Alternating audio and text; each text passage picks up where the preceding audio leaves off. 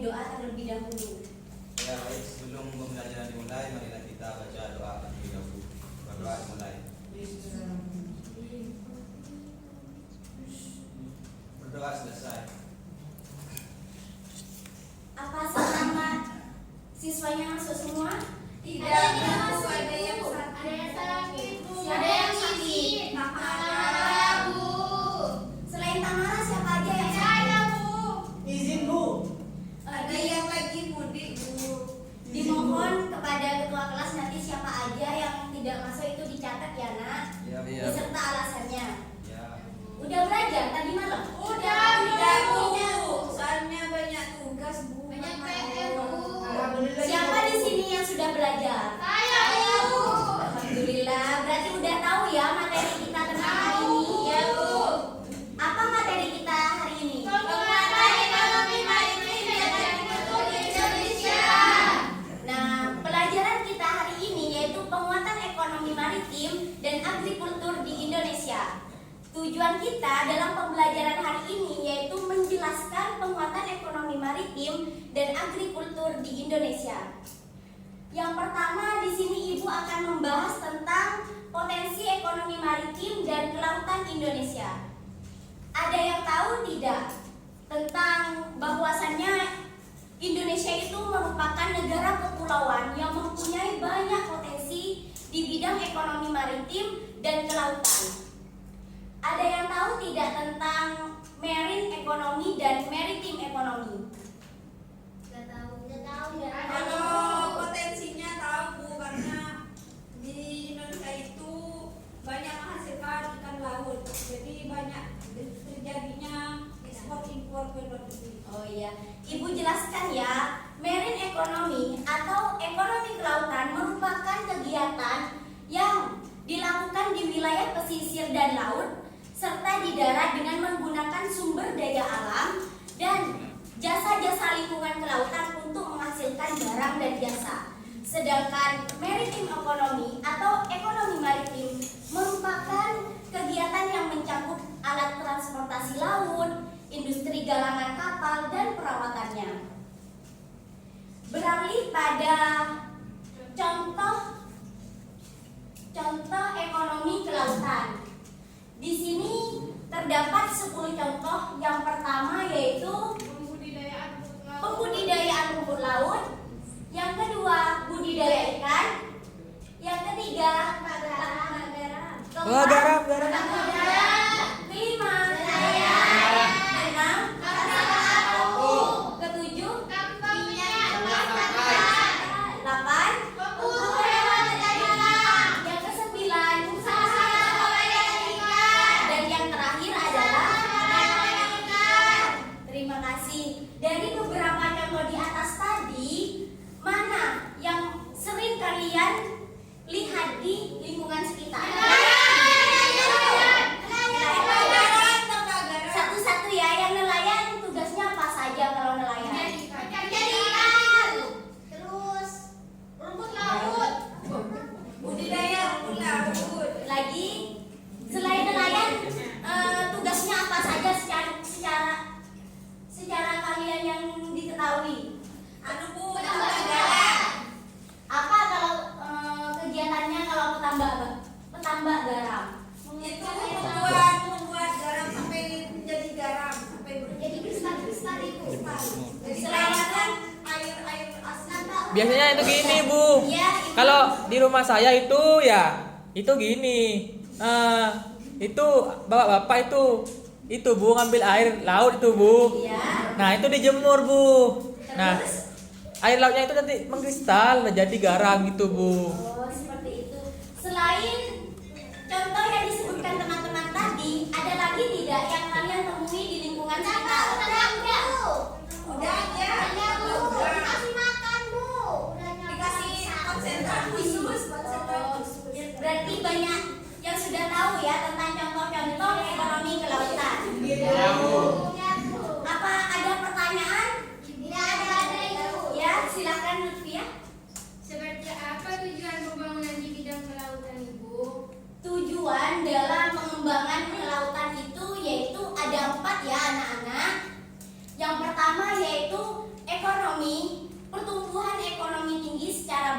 berkelanjutan. Yang kedua yaitu meningkatkan kesejahteraan seluruh pelaku usaha khususnya nelayan. Yang ketiga yaitu terpeliharanya kelestarian laut. Dan yang terakhir yaitu laut sebagai pemersatu dan penegak kelautan. Seperti itu. Apa sudah dimengerti? Sudah, Ibu.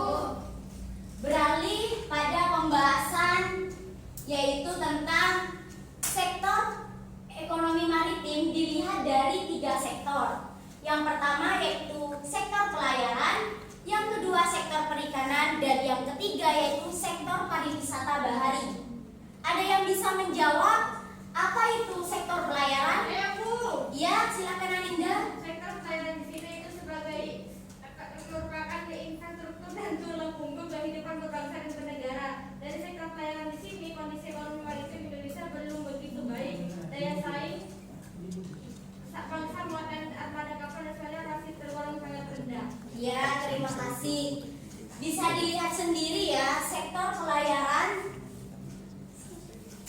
yaitu sebagai negara kepulauan terbesar di dunia. Dan dilanjutkan kepada sektor perikanan. Siapa yang bisa menjelaskan? Bu, Ya, silakan, Ziaul. sektor perikanan itu potensi Indonesia sangat besar dan sepantasnya Indonesia menjadi negara industri perikanan terbesar di Asia, Bu. Ya, terima kasih. Kita kan sudah membaca ya. Dan yang terakhir yaitu tentang sektor pariwisata bahari. Siapa? Ya, Dini, silakan.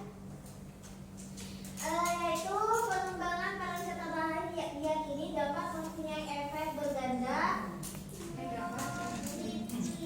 efek yang dapat menyerap tenaga kerja, meningkatkan tenaga masyarakat. Budaya bahari dapat memberikan efek berganda dalam terwujudnya negara maritim yang tangguh. Ya, terima kasih. Setelah kita mempelajari tentang penguatan ekonomi maritim dan potensi kelautan, sekarang dilanjutkan dengan materi penguatan agrikultur di Indonesia. Ada yang tahu tidak ekonomi agrikultur itu seperti apa? Siapa tadi yang sudah belajar? Mana suaranya? Ibu, Ya, silakan. ekonomi agrikultur itu peningkatan perekonomian dengan memberdayakan sektor pertanian, Bu. Nah, iya, Ibu jelaskan kembali ya, bahwasannya ekonomi agrikultur adalah upaya meningkatkan perekonomian dengan memberdayakan sektor pertanian. Nah, apa ada pertanyaan lagi tentang penguatan agrikultur di Indonesia? Nggak ada, Bu. Ada, Ibu. Saya mau nanya, Bu. Iya, silakan. Seperti apa ya, Bu? Contohnya sektor apa itu agrikultur di Indonesia, Bu? Nah, contoh sektor agrikultur di Indonesia yaitu ada 5, nak. Dicatat ya kalau Ya, Ibu Bu. menjelaskan.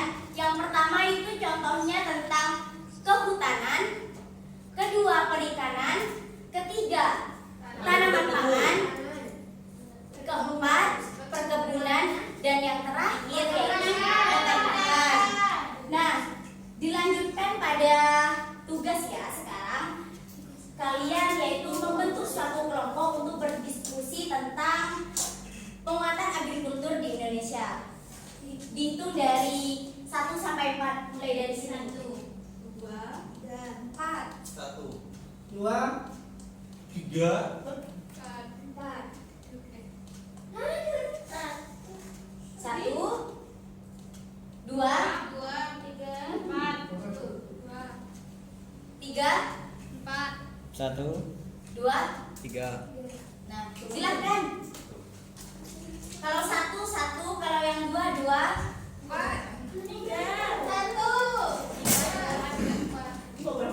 Lebih cepat ya anak-anak.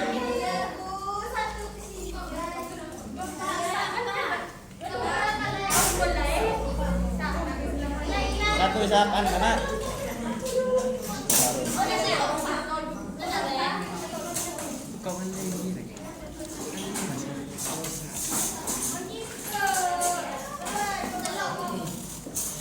Lah, iya kan satu.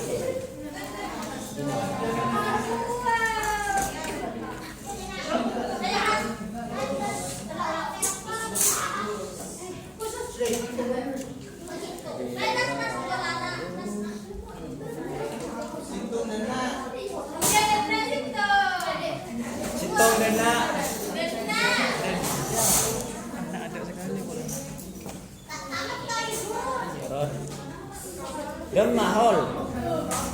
Hol. Itu kenapa? Bangsat. Direkam kan?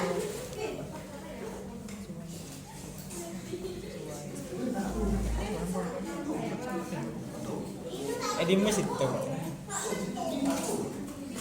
Sudah selesai? Sudah berkumpul semua?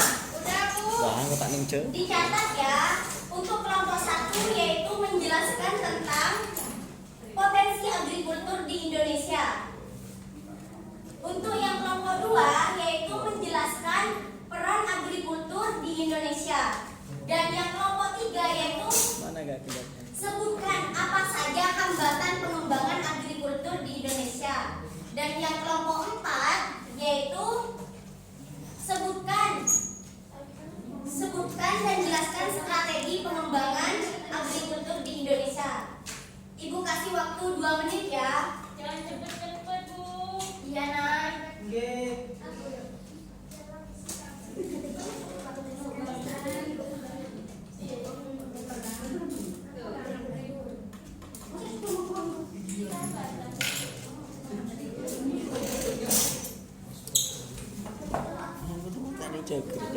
Silakan dirembukkan dengan baik dan benar.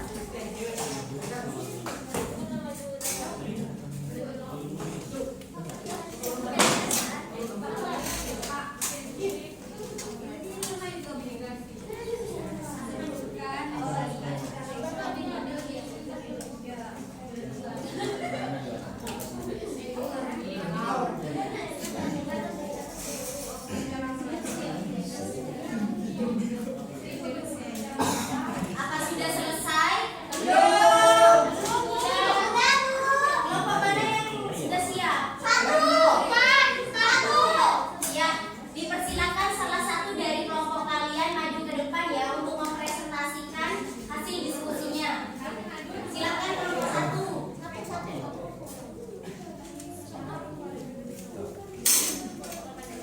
Saya mau maju. Ya. Baik, Pak.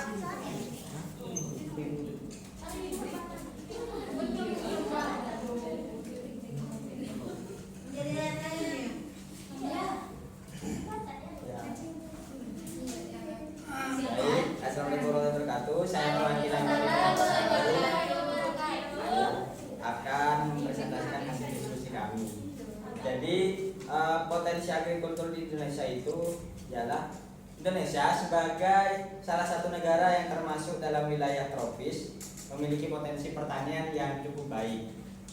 Juga produk pertanian Indonesia itu yang berpotensi adalah seperti produk pertanian dalam bentuk buah-buahan dan juga sayuran dan rempah-rempah. Kita tahu kan bahwasanya Indonesia itu sangat kaya dengan kekayaan alamnya, seperti misal rempah-rempah yang paling dikenali banyak dunia. Terus untuk di sektor pertanian di Indonesia itu merupakan suatu kontribusi yang besar dalam pendapatan nasional. Jadi dari hasil pertanian Indonesia itu merupakan suatu kontribusi yang sangat besar dalam hal pendapatan nasional Indonesia. Ya. Itu saja yang dapat saya sampaikan. Mohon maaf. Assalamualaikum warahmatullahi wabarakatuh. Waalaikumsalam. Ayo kelompok 2 silakan. Ya, kelompok 3. Bu. Diurut saja, Bu. Lebih cepat ya, Nak. Kelompok 4 Ibu. Silakan. Assalamualaikum warahmatullahi wabarakatuh. Saya Muhammad dari kelompok 4 akan menjawab pertanyaan, yaitu sebutkan dan jelaskan strategi pengembangan agrikultur di Indonesia. Yang pertama yaitu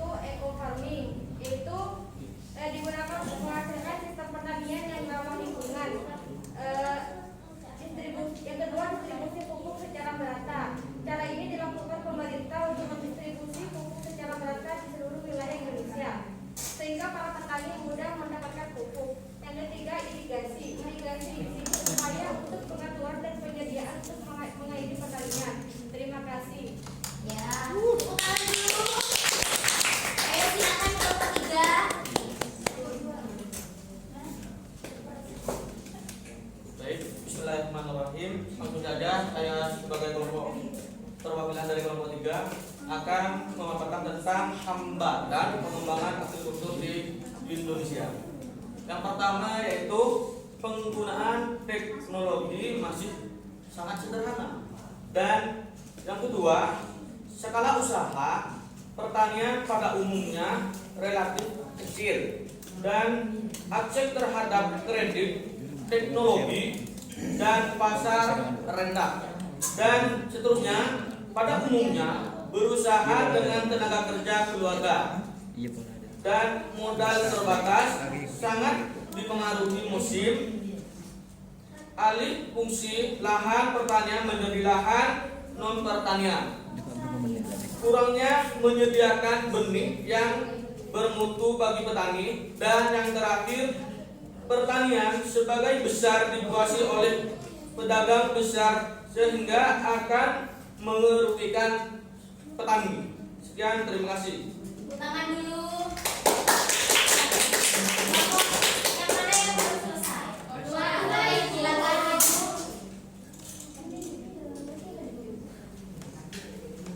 Baik, di sini saya akan menjawab pertanyaan dari Ibu, yaitu peran agrikultur di Indonesia, yaitu pertanian atau agrikultur merupakan sektor primer dalam perekonomian Indonesia. Nah, agrikultur di sini juga berperan sebagai penghasil devisa negara melalui ekspor. Ya, terima kasih. Tepuk tangan dulu waktunya. Karena diskusi sudah selesai, perlu diingat kembali ya anak-anak, bahwasannya penguatan ekonomi maritim dan agrikultur itu ada yang pertama yaitu potensi ekonomi maritim dan kelautan di Indonesia, yang mana di situ ada marine ekonomi dan ekonomi maritim. Dan yang kedua yaitu ada tujuan pembangunan di bidang kelautan. Ketiga, ekonomi maritim bisa dilihat dari 3 sektor. Yang pertama sektor pelayaran, perikanan, dan pariwisata bahari. Setelah itu kita juga mengetahui bahwasannya penguatan ekonomi agrikultur di Indonesia ada contoh-contohnya juga, ada hambatannya, ada strategi penguatan agrikultur di Indonesia, dan juga strategi yang mana kalian bisa ketahui untuk lebih melestarikan ekonomi maritim dan agrikultur di Indonesia. Sebelum ditutup materi hari ini, dimohon kepada ketua kelas untuk memimpin doa terlebih dahulu. Ya baik, sebelum pembelajaran ditutup, marilah kita berdoa terlebih dahulu. Berdoa dimulai.